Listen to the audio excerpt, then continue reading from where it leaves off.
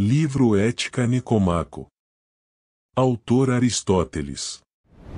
Livro 4. Capítulo 1. Falemos agora da liberalidade, que parece ser o meio-termo em relação à riqueza.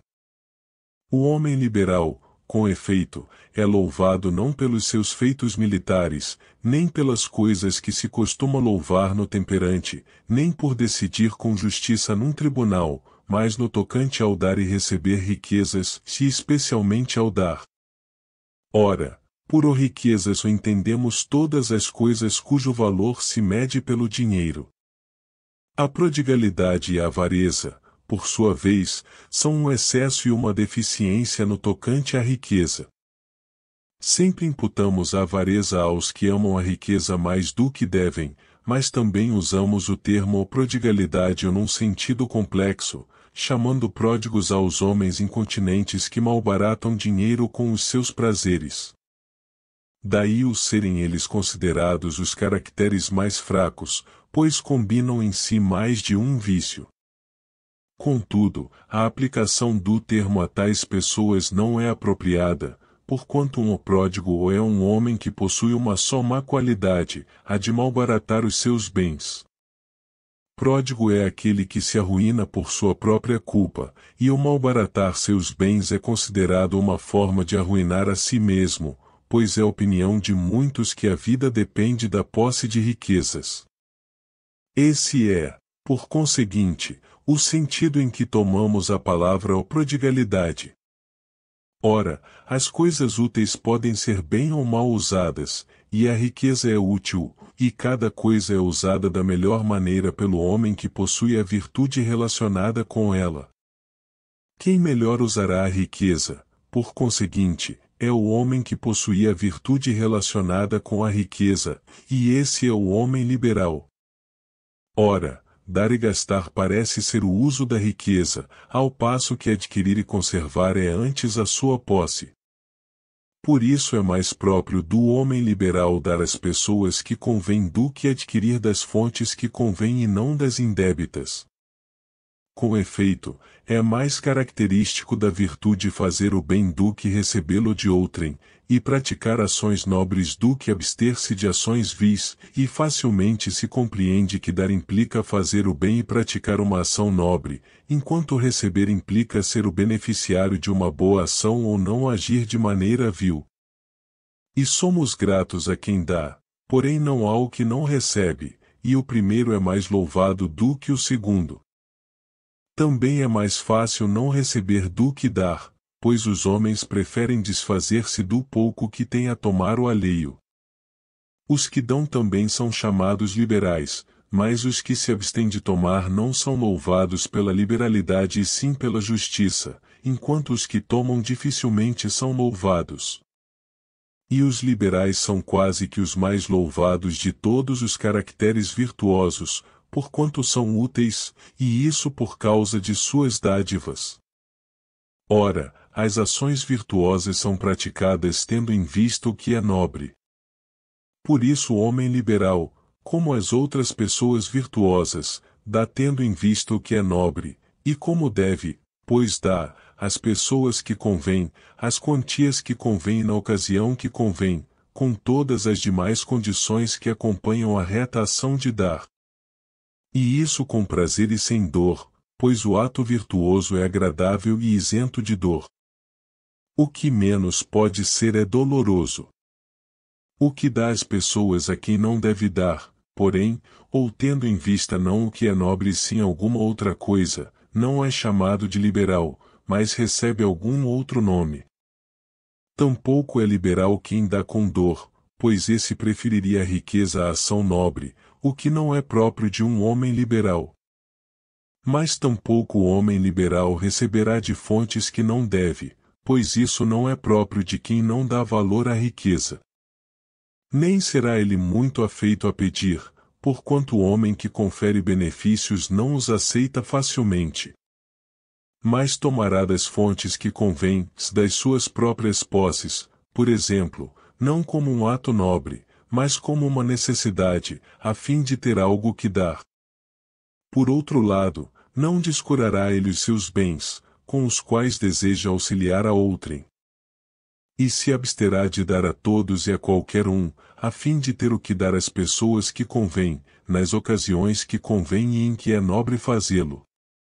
É também muito característico de um homem liberal exceder-se nas suas dádivas, de maneira a ficar com muito pouco para si, pois está na sua natureza o não olhar a si mesmo. O termo liberalidade se usa relativamente às posses de um homem, pois essa virtude não consiste na multidão das dádivas, e sim na disposição de caráter de quem dá, e está relativa às suas posses. Nada impede, pois, que o homem que dá menos seja mais liberal, se tem menos para dar. São considerados mais liberais os que não fizeram a sua fortuna, mas herdaram-na. Porque, em primeiro lugar, esses não têm experiência da necessidade e, em segundo, todos os homens têm mais amor ao que eles próprios produziram, como os pais e os poetas. Não é fácil a um homem liberal ser rico, pois não é inclinado nem a tomar nem a conservar, mas a dar, e não estima a riqueza por si mesma, e sim como instrumento de sua liberalidade. Daí a acusação que se faz à fortuna, em que os que mais a merecem são os que menos a alcançam. Mas é natural que seja assim, pois com a riqueza sucede o mesmo que com todas as outras coisas, e ninguém pode alcançá-la se não se esforça por isso. Todavia, o homem liberal não dará às pessoas nem na ocasião que não convém, porque nesse caso já não estaria agindo de acordo com a liberalidade, e se gastasse com esses objetos já não teria o que gastar com os que convém. Porque, como dissemos, é liberal aquele que gasta de acordo com as suas posses, e com os objetos que convém, e quem excede a medida é pródigo. Por isso não chamamos os déspotas de pródigos, e no caso deles não nos parece fácil dar e gastar além de suas posses. Sendo, pois, a liberalidade um meio-termo no tocante ao dar e ao tomar riquezas, o homem liberal dará e gastará as quantias que convém com os objetos que convém, tanto nas coisas pequenas como nas grandes, e isso com prazer, e também tomará as quantias que convém das fontes que convém. Porque, sendo a virtude uns meios termos em relação a ambos, ele fará ambas as coisas como deve, porquanto essa espécie de receber acompanha a reta ação de dar, e o que não é dessa espécie opõe-se a ela, ou daí o dar e o receber que acompanham um ao outro estarem simultaneamente presentes no mesmo homem, o que evidentemente não acontece com as espécies contrárias. Mas se, por acaso, ele gastar de maneira contrária ao que é reto e nobre, sofrerá com isso, mas moderadamente conforme deve, pois é próprio da virtude sentir tanto prazer como dor em face dos objetos apropriados e da maneira apropriada. Além disso, é fácil tratar com o homem liberal em assuntos de dinheiro ou não dá trabalho persuadi-lo, pois não tem grande estima ao dinheiro, e fica mais aborrecido se deixou de gastar alguma coisa que devia do que se gastou algo que não devia, discordando nisso do aforismo de Simonides. O pródigo erra também a esses respeitos, pois não sente prazer e dor diante das coisas que convém e da maneira que convém, e isto se tornará mais evidente à proporção que avançarmos em nossa investigação. Dissemos que a prodigalidade e a avareza são excessos e deficiências, e em duas coisas, e no dar e no receber, pois incluímos o gastar no gênero dar. Ora, a prodigalidade excede no dar e no não receber, mostrando-se deficiente no receber, enquanto a avareza se mostra deficiente no dar e excede no receber, salvo em pequenas coisas. As características da prodigalidade não se encontram sempre combinadas, pois não é fácil dar a todos se não se recebe de ninguém. As pessoas pródigas, que dão em excesso, não tardam a exaurir as suas posses. E é justamente a esses que se aplica o nome de pródigos, se bem que tal homem pareça ser bastante superior a um avaro, porquanto é curado de seu vício tanto pelos anos como pela pobreza, e distarte poderá aproximar-se da disposição intermediária. Com efeito, o pródigo possui as características do homem liberal, visto que dá e se abstém de tomar, conquanto não faça nenhuma dessas coisas bem ou da maneira apropriada. E, se fosse levado a proceder assim pelo hábito ou por algum outro meio, seria liberal, porque então daria às pessoas que convém e não receberia de fontes indébitas. Por isso não é julgado um mau caráter, não é próprio de um homem malvado ou ignóbil exceder-se no dar e no não receber, mas apenas de um tolo. O homem que é pródigo neste sentido é considerado muito melhor do que o avaro, tanto pelas razões acima apontadas como porque beneficia a muitos, enquanto o outro não beneficia sequer a si mesmo. Mas a maioria dos pródigos, como já se disse, também tomam de fontes indébitas, e a esse respeito são ávaros. Adquirem o hábito de tomar porque desejam gastar, e isso não lhes é fácil em razão de não tardarem a minguar as suas posses. São, por isso, forçados a buscar meios em outras fontes. Ao mesmo tempo, como não dão nenhum valor à honra, tomam indiferentemente de qualquer fonte, pois têm o apetite de dar e não lhes importa a maneira nem a fonte de onde procede o que dão. Por isso não dão com liberalidade, não o fazem com nobreza, nem tendo esta em vista, nem da maneira que devem.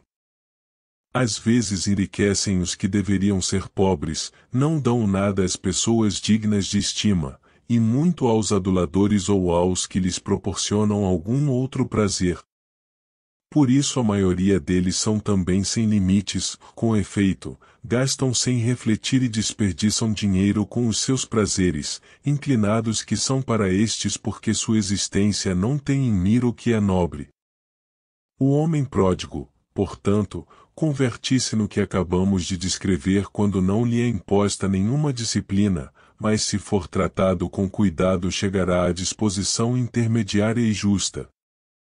A avareza, porém, é ao mesmo tempo incurável, pois a velhice e toda incapacidade passam por tornar os homens ávaros, e mais inata aos homens do que a prodigalidade.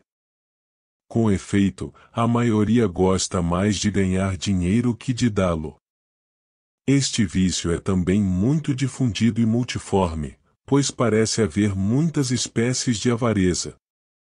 Consiste ela em duas coisas, a deficiência no dar e o excesso no tomar, e não se encontra completa em todos os homens, mas às vezes aparece dividida, alguns vão ao excesso no tomar, enquanto outros ficam aquém no dar. Todos aqueles a quem se aplicam nomes como alforreta, sovina, pão duro dão com relutância, mas não cobiçam as posses alheias nem desejam tomá-las para si. Em alguns, isso se deve a uma espécie de honestidade e aversão ao que é vergonhoso, pois alguns parecem, ou pelo menos dizem, amontoar dinheiro por esta razão, para que um dia não sejam forçados a cometer algum ato vergonhoso. A esta classe pertencem o sovina e todos os outros da mesma espécie, que são assim chamados pela relutância com que abrem mão das mínimas coisas, enquanto outros se abstêm de tocar no alheio por medo, julgando que não é fácil, quando nos apropriamos dos bens dos outros, evitar que eles se apropriem dos nossos. Contentam-se, por isso, em não dar nem tomar. Outros, por sua vez, excedem-se no tocante ao receber, tomando tudo o que lhes aparece de qualquer fonte que venha, como os que se dedicam a profissões sórdidas, alcoviteiros e demais gente dessa laia, e os que emprestam pequenas quantias a juros elevados. Com efeito, todos esses tomam mais do que devem, e de fontes indébitas. Evidentemente, o que há de comum entre eles é o sórdido amor ao lucro, todos se conformam com uma má fama em troca do ganho, e minguado o ganho ainda por cima. Com efeito, aos que oferem ganhos vultosos e injustos de fontes indébitas, como os despotas que saqueiam cidades e despojam templos, não chamamos ávaros e sim malvados, ímpios e injustos. Mas quanto ao jogador e ao salteador, esses pertencem à classe do avaro por terem um amor sórdido ao ganho. É, efetivamente, pelo ganho que ambos se dedicam às suas práticas e suportam a vergonha de que ela se cerca, e um enfrenta os maiores perigos por amor à presa, enquanto o outro subtrai dinheiro aos seus amigos, a quem devia antes dá-lo.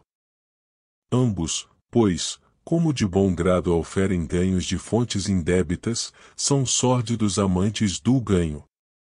Por conseguinte, todas essas formas de tomar influência no vício da avareza. E é natural que a avareza seja definida como o contrário da liberalidade, pois não só é ela um maior mal do que a prodigalidade, mas os homens erram mais a miúde nesse sentido do que no da prodigalidade tal como a descrevemos. Basta, pois, o que dissemos sobre a liberalidade e os vícios contrários. Capítulo 2.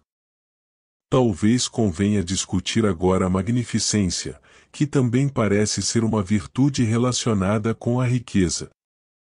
Não se estende, porém, como a liberalidade, a todas as ações que têm que ver com a riqueza, mas apenas as que envolvem gasto, e nestas, ultrapassa a liberalidade em escala. Porque, como o próprio nome sugere, é um gasto apropriado que envolve grandes quantias. Mas a escala é relativa, pois a despesa de quem guarnece uma trireme não se compara à de quem chefia uma embaixada sagrada. A magnificência, portanto, deve ser adequada tanto ao agente como ao objeto e às circunstâncias. O homem que em coisas pequenas e medianas gasta de acordo com os méritos do caso não é chamado de magnificente, mas unicamente aquele que o faz em grandes coisas. Porquanto o magnificente é liberal, mas o liberal nem sempre é magnificente. A deficiência desta disposição de caráter é chamada mesquinhez e o excesso vulgaridade, mau gosto, etc., o qual não se excede nas quantias dispendidas com os objetos que convém, mas pelos gastos ostentosos em circunstâncias indébitas e de maneira indébita. Mais adiante falaremos desses vícios. O homem magnificente assemelha-se a um artista, pois percebe o que é apropriado e sabe gastar grandes quantias com bom gosto. No princípio dissemos que uma disposição de caráter é determinada pelas suas atividades e pelos seus objetos. Ora, os gastos do homem magnificente são vultosos e apropriados. Por conseguinte, tais serão também os seus resultados, e assim, haverá um grande dispêndio em perfeita consonância com o seu resultado. Donde se segue que o resultado deve corresponder ao dispêndio e este deve ser digno do resultado, ou mesmo excedê-lo. O homem magnificente, além disso, gastará dinheiro tendo em mira a honra, pois essa finalidade é comum a todas as virtudes. Mais ainda, dele o fará com prazer e com largueza, visto que os cálculos precisos são próprios dos avarentos. E considerará os meios de tornar o resultado o mais belo possível e o mais apropriado ao seu objeto, ao invés de pensar nos custos e nos meios mais baratos de obtê-lo. É necessário, pois, que o homem magnificente seja também liberal. Com efeito, este também gasta o que deve como deve, e é em tais assuntos que se manifesta a grandeza implicada pelo nome o magnificente, já que a liberalidade diz respeito a essas coisas, e, com despesa igual, ele produzirá uma obra de arte mais magnificente. Porquanto uma posse e uma obra de arte não têm a mesma excelência. A posse mais valiosa é aquela que vale mais, como por exemplo o ouro, mas a mais valiosa obra de arte é a que é grande e bela, pois a contemplação de uma tal obra inspira admiração, e o mesmo faz a magnificência, e uma obra possui uma espécie de excelência, se isto é, uma magnificência, que envolve grandeza. A magnificência é um atributo dos gastos que chamamos honrosos, como os que se relacionam com os deuses, ofertas votivas, construções, sacrifícios, e do mesmo modo no que tange a todas as formas de culto religioso e todas aquelas coisas que são objetos apropriados de ambição cívica, como a dos que se consideram no dever de organizar um coro, guarnecer uma trireme ou oferecer espetáculos públicos com grande brilhantismo. Em todos os casos, porém, como já foi dito, não deixamos de levar em conta o agente de indagar quem é ele que recursos possui, pois os gastos devem ser dignos dos seus recursos e adequar-se não só aos resultados, mas também a quem os produz. Por isso um homem pobre não pode ser magnificente, visto não ter os meios de gastar apropriadamente grandes quantias, e quem tenta fazê-lo é um tolo, porquanto gasta além do que se pode esperar dele do que é apropriado. Ora, a despesa justa é que é virtuosa. Mas em geral os grandes gastos ficam bem aos que, para começar, possuem os recursos adequados, adquiridos por seus próprios esforços ou provenientes de seus antepassados ou de seus amigos, e também as pessoas de nascimento nobre ou de grande reputação, e assim por diante, pois todas essas coisas trazem consigo a grandeza e o prestígio. Basicamente, pois, o homem magnificente é uma pessoa dessa espécie, e a magnificência se revela nos gastos que descrevemos acima, pois esses são os maiores e os mais honrosos. Das ocasiões privadas de mostrar magnificência as mais adequadas são as que acontecem uma vez na vida, como as bodas e outras coisas do mesmo gênero, ou tudo aquilo que interessa à cidade inteira ou às pessoas de posição que nela vivem, e também a recepção e a despedida de hóspedes estrangeiros, assim como a troca de presentes, pois o homem magnificente não gasta consigo mesmo e sim com objetos públicos, e os presentes têm certa semelhança com as ofertas votivas. O homem magnificente também apresta sua casa de maneira condigna com a sua riqueza, pois até uma casa é uma espécie de ornamento público, e gastará de preferência em obras duradouras, pois são essas as mais belas, e em toda classe de coisas gastará o que for decoroso, pois as mesmas coisas não são adequadas aos deuses e aos homens, nem a um templo e a um túmulo. E, visto que todo gasto pode ser grande em sua espécie, o que, em absoluto, há de mais magnificente é um generoso gasto com um objeto grandioso, mas o magnificente em cada caso é o que é grande nas circunstâncias deste, e a grandeza na obra difere da grandeza no dispêndio, porquanto a mais bela de todas as bolas ou de todos os brinquedos é um magnífico presente para uma criança, embora custe pouco dinheiro. Segue-se que a característica do homem magnificente, seja qual for o resultado do que faz, é fazê-lo com magnificência e torná-lo digno do dispêndio. Tal é, pois, o homem magnificente. O vulgar e extravagante excede, como já dissemos, gastando além do que é justo. Com efeito, em pequenos objetos de dispêndio ele gasta muito e revela uma ostentação de mau gosto. Dá, por exemplo, um jantar de amigos na escala de um banquete de núpcias, e quando fornece o coro para uma comédia coloca-o em cena vestido de púrpura como se costuma fazer em Mégara. E todas essas coisas, ele não as faz tendo em vista a honra, mas para ostentar a sua riqueza e porque pensa ser admirado por isso, e gasta pouco quando deveria gastar muito, e vice-versa. O homem mesquinho, por outro lado, fica aquém da medida em tudo, e depois de gastar as maiores quantias estraga a beleza do resultado por uma bagatela, e em tudo que faz hesita, estuda a maneira de gastar menos, lamenta até o pouco que despende e julga estar fazendo tudo em maior escala do que devia. Estas disposições de caráter são, por conseguinte, vícios, e entretanto, não desonram ninguém, porque não são nocivas aos demais, nem muito indecorosas. Capítulo 3. Pelo seu nome, a magnanimidade parece relacionar-se com grandes coisas. Que espécie de grandes coisas? Eis a primeira pergunta que cumpre responder. Não faz diferença que consideremos a disposição de caráter ou o homem que a exibe. Ora, disse que é magnânimo o homem que com razão se considera digno de grandes coisas, pois aquele que se arroga uma dignidade a que não faz jus é um tolo, e nenhum homem virtuoso é tolo ou ridículo. O magnânimo, pois, é o homem que acabamos de definir. Com efeito, aquele que de pouco é merecedor e assim se considera é temperante e não magnânimo. A magnanimidade implica grandeza do mesmo modo que a beleza implica uma boa estatura, e as pessoas pequenas podem ser bonitas e bem proporcionadas, porém não belas. Por outro lado, o que se julga digno de grandes coisas sem possuir tais qualidades é vaidoso, se bem que nem todos os que se consideram mais merecedores do que realmente são possam ser chamados de vaidosos.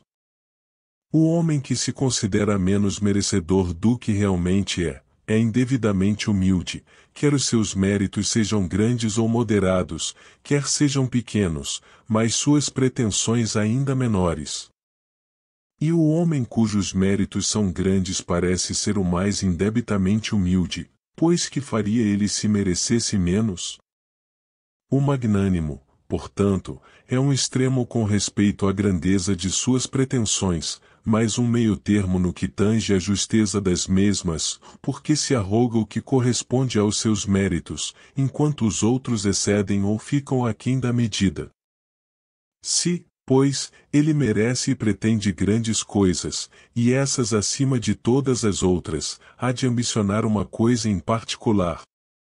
O mérito é relativo aos bens exteriores, e o maior destes, acreditamos nós, é aquele que prestamos aos deuses e que as pessoas de posição mais ambicionam, e que é o prêmio conferido às mais nobres ações. Refiro-me à honra, que é, por certo, o maior de todos os bens exteriores. Honras e desonras, por conseguinte, são os objetos com respeito aos quais o homem magnânimo é tal como deve ser. E, mesmo deixando de lado o nosso argumento, é a honra que os magnânimos parecem ter em mente, pois é ela que se arrogam acima de tudo, mas de acordo com os seus méritos. O homem devidamente humilde revela-se deficiente não só em confronto com os seus méritos próprios, mas também com as pretensões do magnânimo. O vaidoso excede em relação aos seus méritos próprios, mas não excede as pretensões do magnânimo. Ora, o magnânimo, visto merecer mais do que os outros, deve ser bom no mais alto grau, pois o homem melhor sempre merece mais, e o melhor de todos é o que mais merece. Logo, o homem verdadeiramente magnânimo deve ser bom. Além disso, a grandeza em todas as virtudes deve ser característica do homem magnânimo. E nada haveria mais indecoroso para o homem altivo do que fugir ao perigo, abanando as mãos, ou fazer injustiça a outro, pois com que fim praticaria atos vergonhosos aquele para quem nada é grande? Se o considerarmos ponto por ponto, veremos o perfeito absurdo de um homem magnânimo que não seja bom. E tampouco mereceria ele ser honrado se fosse mau, pois a honra é o prêmio da virtude, e só é rendida aos bons. A magnanimidade parece, pois, ser uma espécie de coroa das virtudes, porquanto as torna maiores e não é encontrada sem elas. Por isso é difícil ser verdadeiramente magnânimo, pois sem possuir um caráter bom e nobre não se pode sê-lo. De modo que é sobretudo por honras e desonras que o magnânimo se interessa, e as honras que forem grandes e conferidas por homens bons, ele as receberá com moderado prazer, pensando receber o que merece ou até menos do que merece, pois não pode haver honra que esteja à altura da virtude perfeita, ou no entanto, ele a aceitará, já que os outros nada têm de maior para lhe oferecer. Mas as honras que procedem de pessoas quaisquer e por motivos insignificantes, ele as desprezará, visto não ser isso o que merece, e do mesmo modo no tocante à desonra, que, aplicada a ele, não pode ser justa. Em primeiro lugar, pois, como dissemos, o homem magnânimo se interessa pelas honras. Apesar disso, conduzir-se-á com moderação no que respeita ao poder, à riqueza e a toda boa ou má fortuna que lhe advém, e não exultará excessivamente com a boa fortuna nem se abaterá com a má. Com efeito, nem para com a própria honra ele se conduz como se fosse uma coisa extraordinária. O poder e a riqueza são desejáveis a bem da honra, e, para os que têm a própria honra em pouca conta, eles também devem ser coisa de só menos. Por isso os homens magnânimos são considerados desdenhosos. É opinião comum que os bens de fortuna também contribuem para a magnanimidade. Com efeito, os homens bem-nascidos são considerados merecedores de honra, e da mesma forma os que desfrutam de poder e riqueza, pois eles se encontram numa posição superior, e tudo que se mostra superior em algo de bom é tido em grande honra. Daí que até essas coisas tornem os homens mais magnânimos, pois alguns os honram pelo fato de possuí-las. Mas, em verdade, só merece ser honrado o homem bom ou aquele, porém, que goza de ambas as vantagens é considerado mais merecedor de honra. No entanto, os homens que, sem serem virtuosos, possuem tais bens nem têm por que alimentar grandes pretensões, nem fazem jus ao nome de magnânimos, ó porquanto essas coisas implicam virtude perfeita. Isso não impede, porém, que se tornem desdenhosos e insolentes, pois sem virtude não é fácil carregar com elegância os bens da fortuna. Incapazes que são disso, e julgando-se superiores aos demais, desprezam-nos e fazem o que bem lhes apraz. Imitam o homem magnânimo sem serem semelhantes a ele, e o fazem naquilo que podem, proceder como homens virtuosos está fora do seu alcance, mas desprezar os outros, não. Com efeito, o homem magnânimo despreza com justiça, visto que pensa acertadamente, mas o vulgo faz sem causa nem motivo sério. O magnânimo não se expõe a perigos insignificantes, nem tem amor ao perigo, pois estima poucas coisas, mas enfrentará os grandes perigos, e nesses casos não poupará a sua vida, sabendo que há condições em que não vale a pena viver. É também muito capaz de conferir benefícios, mas envergonha-se de recebê-los, pois aquilo é característico do homem superior e isto do inferior. E costuma retribuir com grandes benefícios, pois assim o primeiro benfeitor, além de ser pago, incorrerá em dívida para com ele e sairá lucrando na transação. Parece também lembrar-se de todos os serviços que prestou, mas não dos que recebeu, pois quem recebe um serviço é inferior a quem o presta, mas o magnânimo deseja ser superior. E ouve mencionar os primeiros com prazer, e os segundos com desagrado, foi talvez por isso que Tétis não falou a Zeus dos serviços que lhe havia prestado, nem os espartanos enumeraram os seus serviços aos atenienses, mas apenas os que haviam recebido. É também característico do homem magnânimo não pedir nada ou quase nada, mas prestar auxílio de bom grado e adotar uma atitude digna em face das pessoas que desfrutam de alta posição e são favorecidas pela fortuna, enquanto se mostram despretensiosos para com os de classe mediana, pois é coisa difícil e grande marca de altivez mostrar-se superior aos primeiros, embora seja fácil com os segundos, e uma conduta altiva no primeiro caso não é sinal de má educação, mas entre pessoas humildes é tão vulgar quanto uma exibição de força contra os fracos. É opinião comum que os bens de fortuna também contribuem para a magnanimidade. Com efeito, os homens bem-nascidos são considerados merecedores de honra, e da mesma forma os que desfrutam de poder e riqueza, pois eles se encontram numa posição superior, e tudo que se mostra superior em algo de bom é tido em grande honra. Daí que até essas coisas tornem os homens mais magnânimos, pois alguns os honram pelo fato de possuí-las. Mas, em verdade, só merece ser honrado o homem bom ou aquele, porém, que goza de ambas as vantagens é considerado mais merecedor de honra.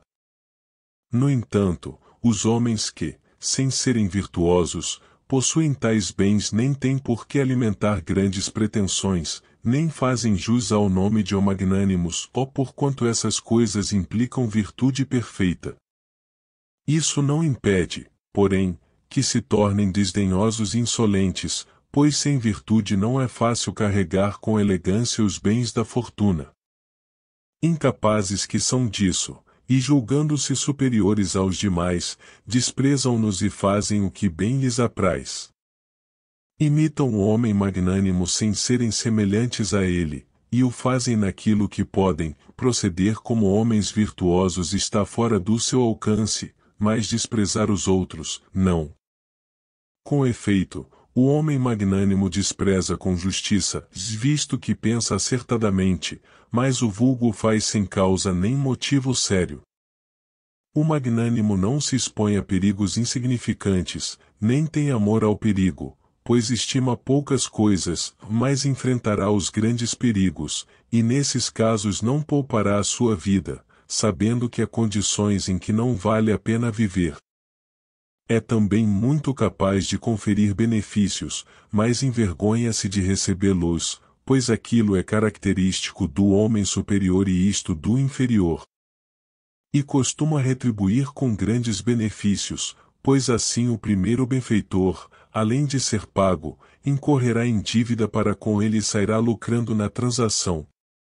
Parece também lembrar-se de todos os serviços que prestou, mas não dos que recebeu, pois quem recebe um serviço é inferior a quem o presta, mas o magnânimo deseja ser superior. E ouve mencionar os primeiros com prazer, e os segundos com desagrado, foi talvez por isso que Tétis não falou a Zeus dos serviços que lhe havia prestado, nem os espartanos enumeraram os seus serviços aos atenienses, mas apenas os que haviam recebido. É também característico do homem magnânimo não pedir nada ou quase nada, mas prestar auxílio de bom grado e adotar uma atitude digna em face das pessoas que desfrutam de alta posição e são favorecidas pela fortuna, enquanto se mostram despretensiosos para com os de classe mediana, pois é coisa difícil e grande marca de altivez mostrar-se superior aos primeiros. Embora seja fácil com os segundos, e uma conduta altiva no primeiro caso não é sinal de má educação, mas entre pessoas humildes é tão vulgar quanto uma exibição de força contra os fracos. Tal é, pois, o homem magnânimo, o que lhe fica a quem é indevidamente humilde e o que o ultrapassa é vaidoso. Ora, nem mesmo esses são considerados maus, pois não são maldosos, mas apenas equivocados. Com efeito, o homem indevidamente humilde, que é digno de boas coisas, rouba a si mesmo daquilo que merece, e parece ter algo de censurável porque não se julga digno de boas coisas e também parece não se conhecer, do contrário desejaria as coisas que merece, visto que elas são boas. E contudo, tais pessoas não são consideradas tolas, mas antes excessivamente modestas. Dir-se-ia, contudo, que semelhante reputação até as torna piores, porque cada classe de pessoa ambiciona o que corresponde aos seus méritos, enquanto esses se abstêm mesmo de nobres ações e empreendimentos, considerando-se indignos, e dos bens exteriores por igual forma. Os vaidosos, por outro lado, são tolos que ignoram a si mesmos, e isso de modo manifesto. Porquanto, sem serem dignos de tais coisas, aventuram-se a honrosos empreendimentos que não tardam a denunciá-los pelo que são. E adornam-se com belas roupas, ares afetados e coisas que tais, e desejam que suas boas fortunas se tornem públicas, tornando-as para assunto de conversa, como se desejassem ser honrados por causa delas. Mas a humildade indébita se opõe mais à magnanimidade do que à vaidade, tanto por ser mais comum como por ser ainda pior do que esta. O magnânimo relaciona-se, pois, com a honra em grande escala, como já se disse. Capítulo 4. Também parece haver na esfera da honra, como dissemos em nossas primeiras observações sobre o assunto, uma virtude que guarda para com a magnanimidade a mesma relação que a liberalidade para com a magnificência. Com efeito, nenhuma das duas tem nada que ver com as coisas em grande escala, mas ambas nos dispõem corretamente em relação a objetos de pouca ou mediana importância. Assim como no receber e dar riquezas existe um meio-termo, um excesso e uma deficiência, também a honra pode ser desejada mais ou menos do que convém, ou da maneira e das fontes que convém. Censuramos tanto o homem ambicioso por desejar a honra mais do que convém e de fontes indébitas, como o modesto por não querer ser honrado mesmo por motivos nobres. Mas às vezes louvamos o ambicioso por ser varonil e amigo do que é nobre, e o modesto por ser moderado e autossuficiente, como dissemos na primeira vez que tocamos neste assunto. Evidentemente, como ao gostar de tal ou tal objeto ou tem mais de um significado, não aplicamos sempre a mesma coisa o termo ambição ou o amor à honra, mas ao louvar a qualidade pensamos no homem que tem mais amor à honra do que a maioria das pessoas, e ao censurá-la temos em mente aquele que a ama em demasia. Como não existe palavra para designar o meio-termo, os extremos parecem disputar o seu lugar como se estivesse vago por abandono. Mas onde há excesso e falta, há também um meio-termo. Ora, os homens desejam a honra não só mais como também menos do que devem, ou logo, é possível desejá-la também como se deve. Em todo caso, é essa disposição de caráter que se louva e que é um meio-termo sem nome no tocante à honra.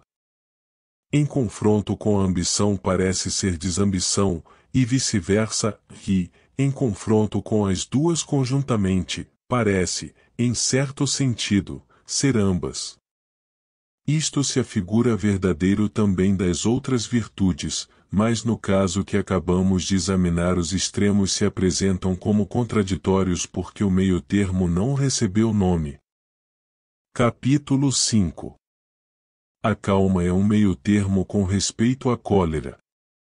Não havendo nomes nem para a posição intermediária nem para os extremos, colocamos a calma nessa posição, se bem que ela se incline para a deficiência, que tampouco tem nome. O excesso poderia ser chamado uma espécie de irritabilidade, pois que a paixão é a cólera, ao passo que suas causas são muitas e diversas. Louva-se o homem que se encoleriza justificadamente com coisas ou pessoas, e além disso, como deve, na devida ocasião e durante o tempo devido. Esse será, pois, o homem calmo, já que a calma é louvada. Tal homem tende a não se deixar perturbar nem guiar pela paixão, mas a irar-se da maneira, com as coisas e durante o tempo que a regra prescreve. Pensa-se, todavia, que ele erra de certo modo no sentido da deficiência, pois o homem calmo não é vingativo, mas inclina-se antes a relevar faltas. A deficiência, seja ela uma espécie de calma ou do que quer que for, é censurada. Com efeito, os que não se encolerizam com as coisas que deveriam excitar sua ira são considerados tolos, e da mesma forma os que não o fazem da maneira apropriada, na ocasião apropriada e com as pessoas que deveriam encolerizá-los. Porquanto tais homens passam por ser insensíveis, e, como não se encolerizam, julgam-nos incapazes de se defender, e suportar insultos tanto pessoais como dirigidos aos nossos amigos é próprio de escravos.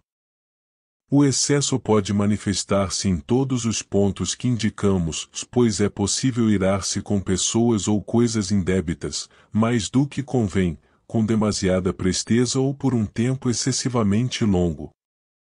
Sem embargo, todos esses excessos não são encontrados na mesma pessoa.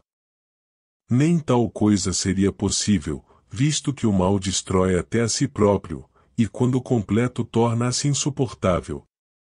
Ora, os irascíveis encolerizam-se depressa, com pessoas e coisas indébitas e mais do que convém, mas sua cólera não tarda a passar, e isso é o que há de melhor em tais pessoas.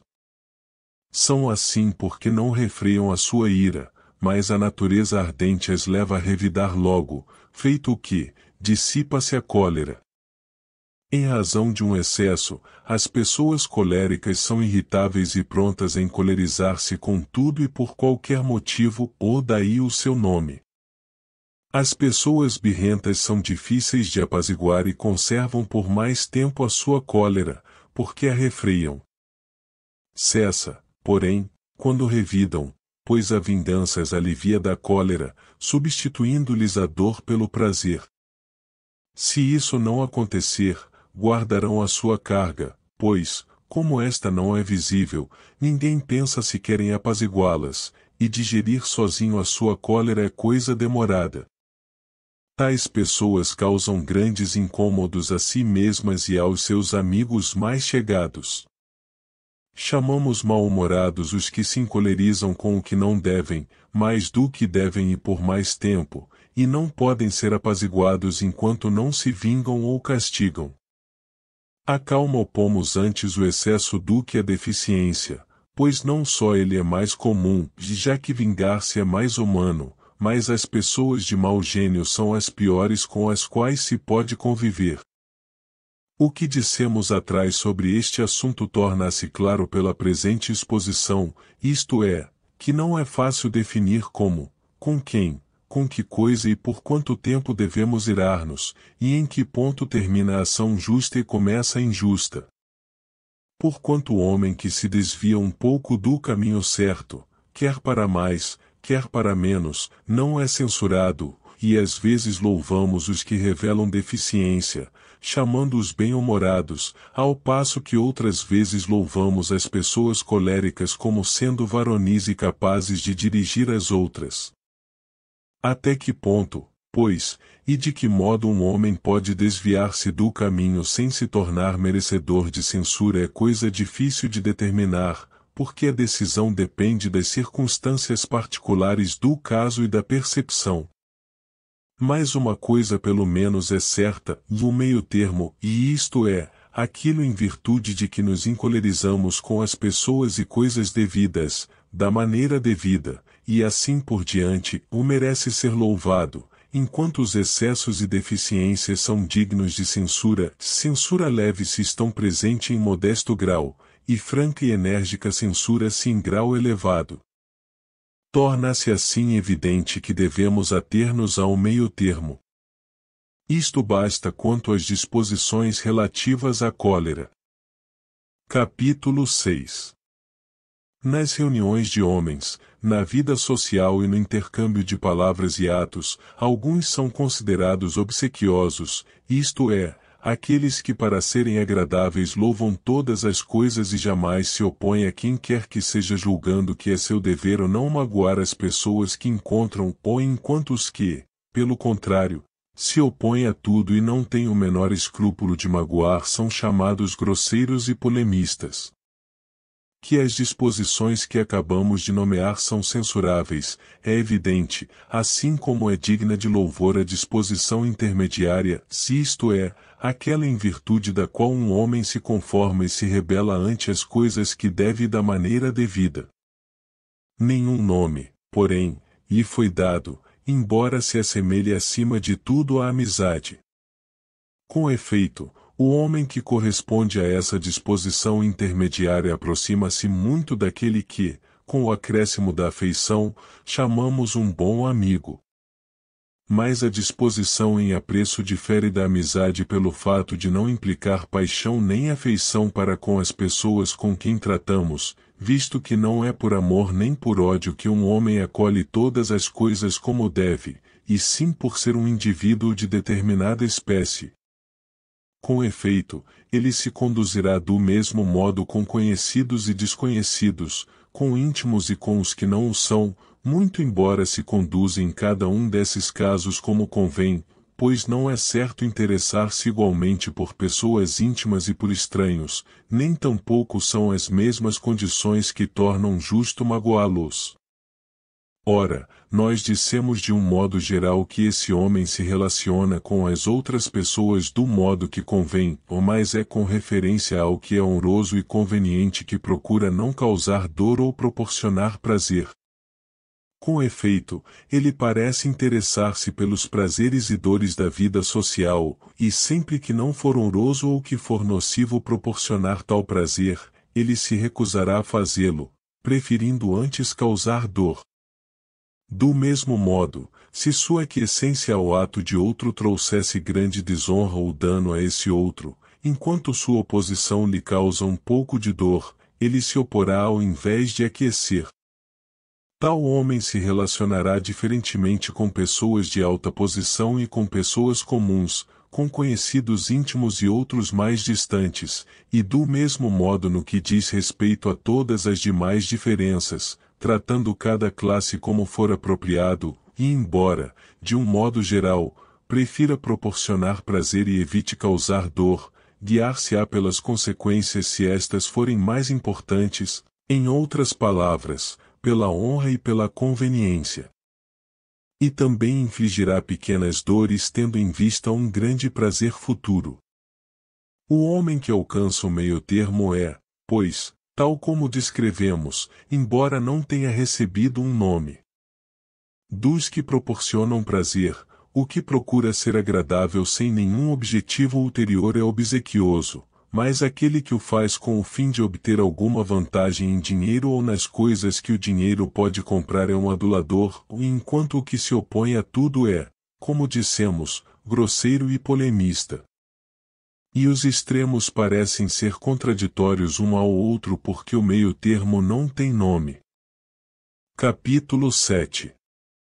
O meio termo oposto à jactância é encontrado quase na mesma esfera, e tampouco ele tem nome. Não será fora de propósito descrever também estas disposições, porque examinando-as em detalhe teremos uma ideia mais exata dos caracteres. Por outro lado, nos convenceremos de que as virtudes são meios termos se verificarmos que isso ocorre em todos os casos. No campo da vida social, já descrevemos aqueles que se propõem como finalidade proporcionar prazer em suas relações com os outros. Falemos agora dos que buscam a verdade ou a falsidade tanto em atos como em palavras, e das suas pretensões. O homem jactancioso, pois, é considerado como afeito a arrogar-se coisas que trazem glória, quando não as possui, ou arrogar-se mais do que possui, e o homem falsamente modesto, pelo contrário, a negar ou a mesquinhar o que possui, enquanto o que observa o meio termo não exagera nem subestima e é veraz tanto em seu modo de viver como em suas palavras, declarando o que possui, porém não mais nem menos. Ora, cada uma dessas linhas de conduta pode ser adotada com ou sem um objetivo, mas cada homem fala, age e vive de acordo com o seu caráter, se não está agindo com um fim ulterior. E a falsidade é em si mesma vil e culpável, e a verdade, nobre e digna de louvor. Portanto, o homem veraz é mais um exemplo daqueles que, conservando-se no meio termo, merecem louvor, e ambas as formas de homem inverídico são censuráveis, mas particularmente o jactancioso. Examinemos a ambos, mas antes de tudo ao homem veraz. Não estamos falando daquele que cumpre a sua palavra nas coisas que dizem respeito à justiça ou à injustiça, pois isso pertence a outra virtude, mas do homem que, em assuntos onde nada disso está em jogo, é veraz tanto em palavras como na vida que leva, porque tal é o seu caráter. Sem embargo, uma pessoa dessa espécie será naturalmente equitativa, porquanto o homem que é veraz e ama a verdade quando não há nada em jogo deve sê-lo ainda mais quando vai nisso uma questão de justiça. Evitará a falsidade em tais casos como algo de ignóbil, visto que a evitava por si mesma, e tal homem é digno de louvor. E inclina-se mais a atenuar a verdade e isso lhe parece de mais bom gosto, porquanto os exageros são tediosos. Aquele que se arroga mais do que possui sem qualquer objetivo ulterior é um indivíduo desprezível, pois do contrário não se comprazeria na falsidade, mas parece ser antes fútil do que mau.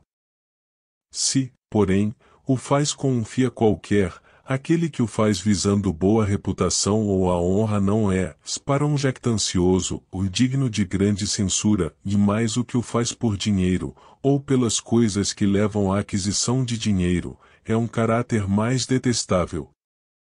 Com efeito, não é a capacidade que faz o jactancioso, mas o propósito, pois é em virtude dessa disposição de caráter e por ser um homem de determinada espécie que ele é jactancioso, ou assim como um homem é mentiroso porque se deleita com a mentira em si mesmo e não porque deseja a reputação ou o lucro.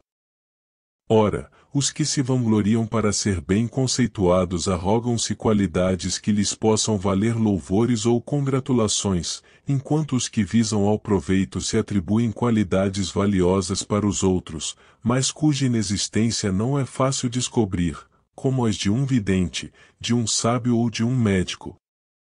Eis aí porque é essa espécie de coisas que a maioria dos arrogantes se arrogam ou de que se vangloriam, pois nelas se encontram as qualidades que mencionamos acima. As pessoas falsamente modestas, que subestimam os seus méritos, parecem mais simpáticas porque se pensa que não falam com a mira no proveito, mas para fugir à ostentação, e também aqui as qualidades que negam possuir, como fazia Sócrates, são aquelas que trazem boa reputação. Os que se dizem destituídos de qualidades evidentes e de pouca monta são considerados impostores e são mais desprezíveis, e às vezes isso parece ser jactância, como um modo de trajar dos espartanos, pois tanto o excesso como uma grande deficiência é arrogante. Mas os que são modestos com moderação e subestimam qualidades não muito manifestas parecem simpáticos. E é o jactancioso que se afigura contrário ao homem veraz, porque das duas disposições extremas a sua é a pior. Capítulo 8. Como a vida é feita não só de atividade, mas também de repouso, e este inclui os lazeres e a recreação, parece haver aqui também uma espécie de intercâmbio que se relaciona com o bom gosto. Pode-se dizer, se também escutar-se o que se deve e o que não se deve. A espécie de pessoa a quem falamos ou escutamos influi igualmente no caso. Evidentemente, também neste campo existe uma demasia e uma deficiência em confronto com o meio-termo. Os que levam a jocosidade ao excesso são considerados farsantes vulgares que procuram ser espirituosos a qualquer custo e, na sua ânsia de fazer rir, não se preocupam com a propriedade do que dizem nem em poupar as suscetibilidades daqueles que tomam para objeto de seus xistes, enquanto os que não sabem gracejar, nem suportam os que o fazem, são rústicos e impolidos.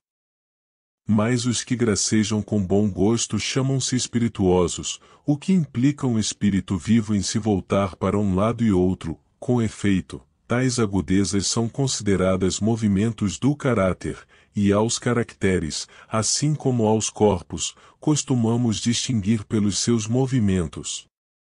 Não é, porém, difícil descobrir o lado ridículo das coisas, e a maioria das pessoas deleitam-se mais do que devem com gracejos e caçoadas, por daí serem os próprios chocarreiros chamados espirituosos, pelo agrado que causam, ou mais o que dissemos acima torna evidente que eles diferem em não pequeno grau dos espirituosos.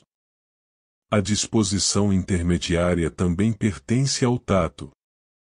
E característico de um homem de tato dizer e escutar aquilo que fica bem a uma pessoa digna e bem educada, pois há coisas que fica bem a tal homem dizer e escutar a título de gracejo, e os xistes de um homem bem educado diferem dos de um homem vulgar, assim como os de uma pessoa instruída diferem dos de um ignorante. Isto se pode ver até nas comédias antigas e modernas, para os autores das primeiras a linguagem indecente era divertida, enquanto os das segundas preferem insinuar, e ambos diferem bastante no que tange à propriedade do que dizem. Mas devemos definir o homem que sabe gracejar bem pelo fato de ele dizer apenas aquilo que não fica mal a um homem bem educado, ou por não magoar o ouvinte e até por deleitá-lo? Ou não será esta segunda definição, pelo menos, ela própria indefinida, uma vez que diferentes coisas são aprazíveis ou odiosas a diferentes pessoas? A espécie de gracejos que ele se disporá a escutar será a mesma, pois aqueles que pode tolerar são também os que gosta de fazer. Há, por conseguinte, gracejos que esse homem nunca fará, pois o gracejo é uma espécie de insulto, e há coisas que os legisladores nos proíbem insultar, e talvez devessem também proibir-nos de gracejar em torno delas.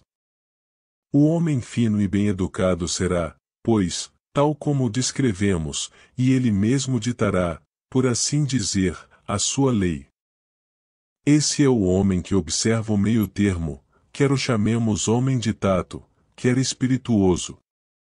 O chocarreiro, por outro lado, é o escravo da sua criticidade, e para provocar o riso não poupa nem a si nem aos outros, dizendo coisas que um homem fino jamais diria, e algumas das quais nem ele próprio desejaria escutar. O rústico, por seu lado, é inútil para essa espécie de intercâmbio social, pois em nada contribui e em tudo acha o que censurar. Mas os lazeres e a recreação são considerados um elemento necessário à vida.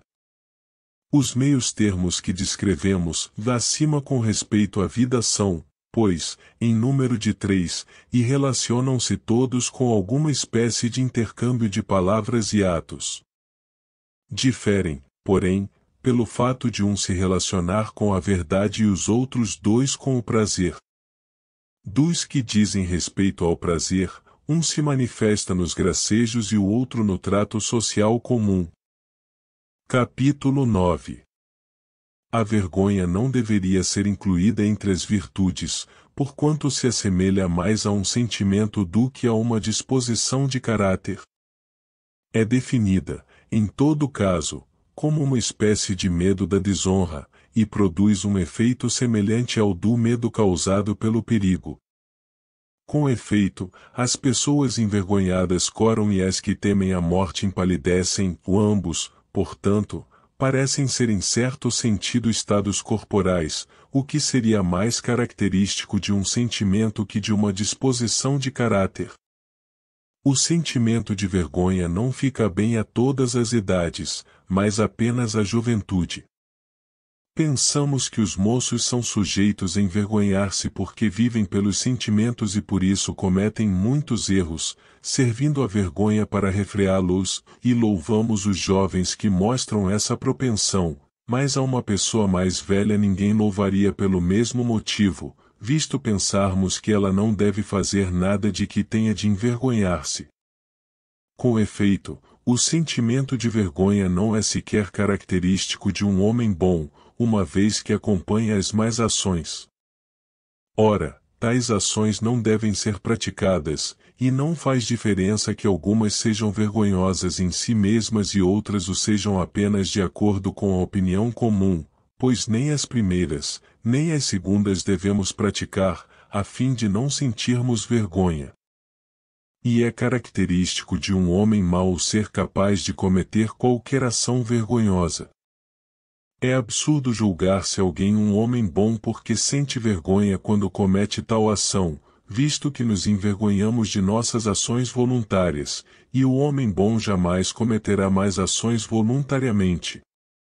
Mas a vergonha pode ser considerada uma boa coisa dentro de certas condições, e se um homem bom cometer uma ação dessas, sentirá vergonha. As virtudes, porém, não estão sujeitas a tais condições.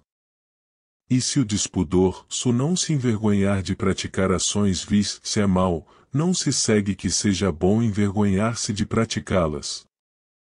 A continência também não é uma virtude, mas uma espécie de disposição mista. É o que mostraremos mais adiante. Agora, porém, tratemos da justiça.